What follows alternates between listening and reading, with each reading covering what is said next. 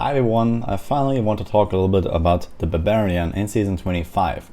Now, Barbarians have received this Hammer of the Ancients buff in the patch, which gave them, I think, roughly 6-7 tiers or so for all their HOTA builds, and actually makes them kind of competitive, although just on the Barbarian class alone. So I've been testing this out a little bit, and with the seasonal buff I was able to kind of comfortably speed farm something like GR 115, 2-3 minutes or so.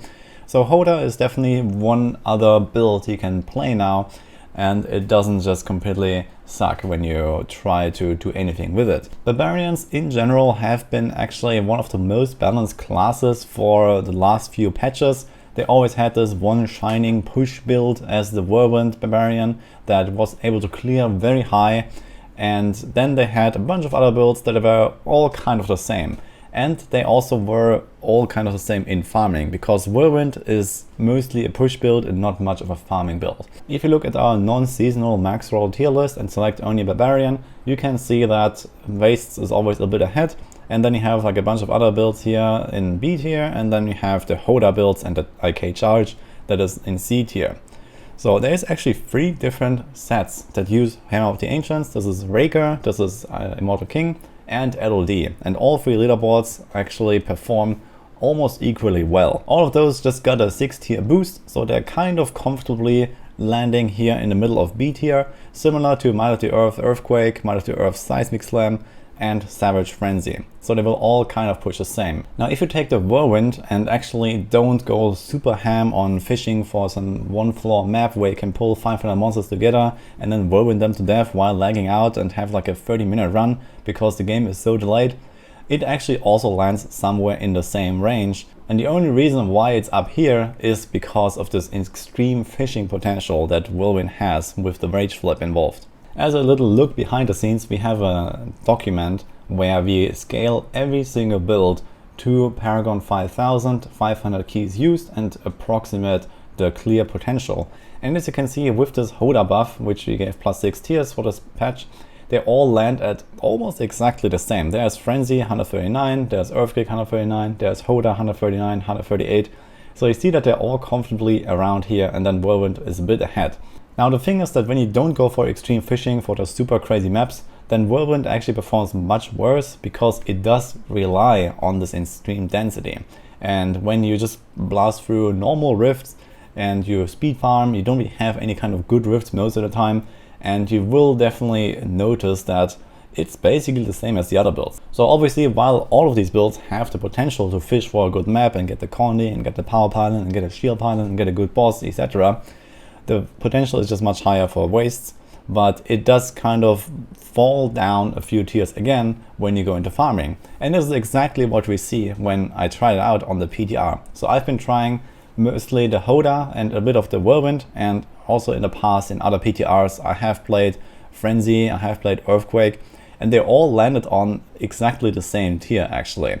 A few months ago I actually made a video talking about how I believe builds should be balanced, which is mostly around their speed farming potential, because this is the one activity that you do like 95% of the time when you are playing Diablo 3. You speed farm either solo or groups, and okay, some builds work a bit better in groups and stuff, but for the most part it should be the choice between which build you want to farm with, not so much which build you want to push. Because if you want to push any of those builds, then you can just choose any of them and they all have their own leaderboard, so it doesn't really matter.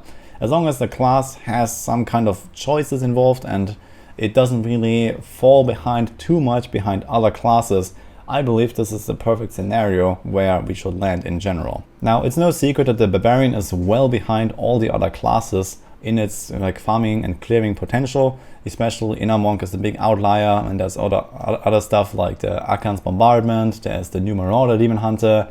There are a bunch of builds that perform really well, that comfortably land in S tier, and Barbarian is kind of stuck in this B tier scenario.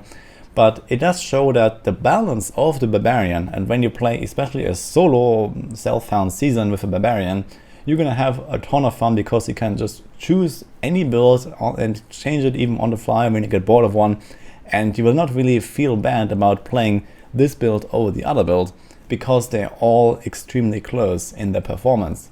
And this applies to both kind of casual pushing and especially speed farming, where you will spend most of the time. And this is actually the most amazing part about the Barbarian. So personally, I believe that the Barbarian is actually the role model of balance that we have in Diablo 3 right now. And essentially, the goal should be to kind of either bring Barbarian up a bit or just bring everything kind of to the same level, where you can, kind of choose many builds on each of the classes that work around equally well, especially in farming. For pushing, this is kind of a secondary requirement, because some builds simply work very well with a slow-paced playstyle. Let's say Akan's Bombardment is one of those builds, or let's say all these like Land of the Dead, Corpse Explosion type of builds, for example, that just benefit a lot from having long downtimes and then massive burst phases, or these builds that can pull a lot of enemies together and then make great use of area damage, like the Whirlwind Barbarian. So there are some of those that simply scale better when you have slow runs. And this is totally fine, I believe. I guess another advantage of this current extremely well balanced that the Barbarian has is that also some of the base like overlapping items and skills that the Barbarian has could be bumped up a bit to actually boost the entire class by, let's say, another 5 or 10 tiers or so, to kind of make a lot of Barbarian builds competitive at the same time.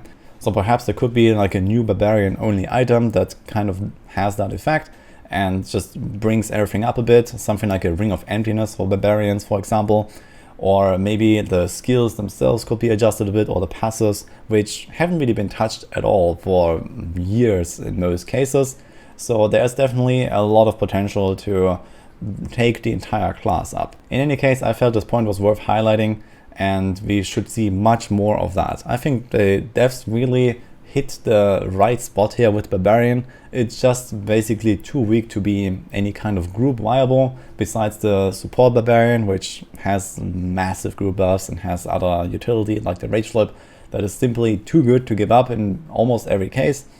But for the most part, I think that this should be kind of like the example to look at when we talk about game balance here, because this also leaves the Barbarians comfortably far away from like a solo 150 clear potential, which makes it so that we don't run out of greater rift tiers to push, which is one of the big problems that we're gonna see for almost every leaderboard in Season 25, for example.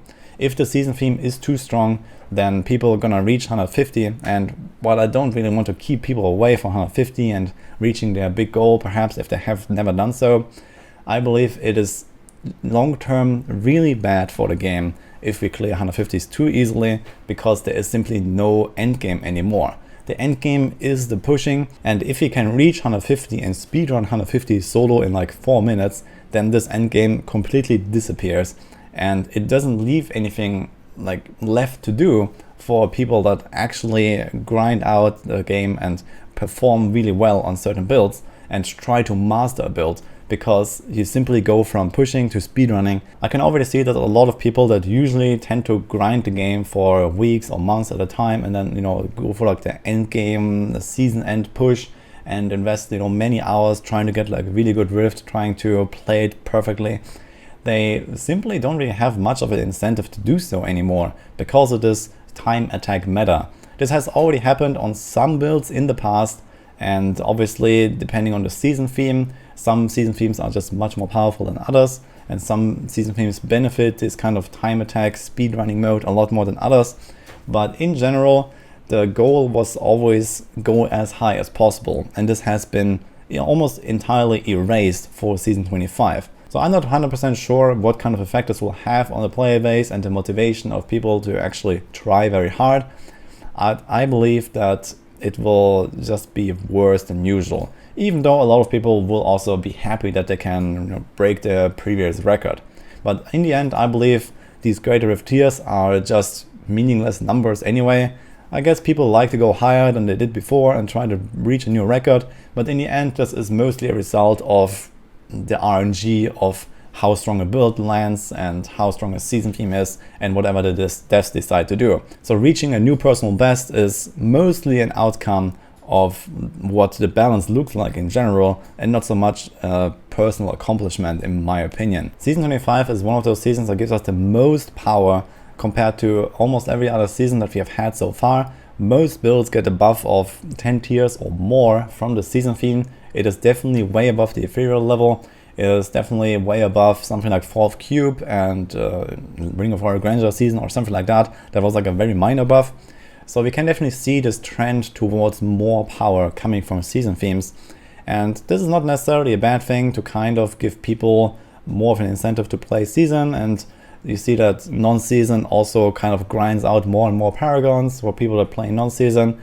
So that you kind of want to reach like a similar power level that comes as a bonus for playing season when you are still low Paragon compared to those 12k plus 15k plus non-seasonal players.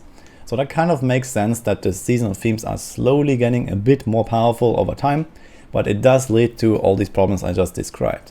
And I believe that balancing builds to be a little bit weaker than like the current S and A tier builds and more on the Barb level is probably the way to go, to kind of give people the potential to maybe go for this GR 150 endgame goal if they really want and they really try.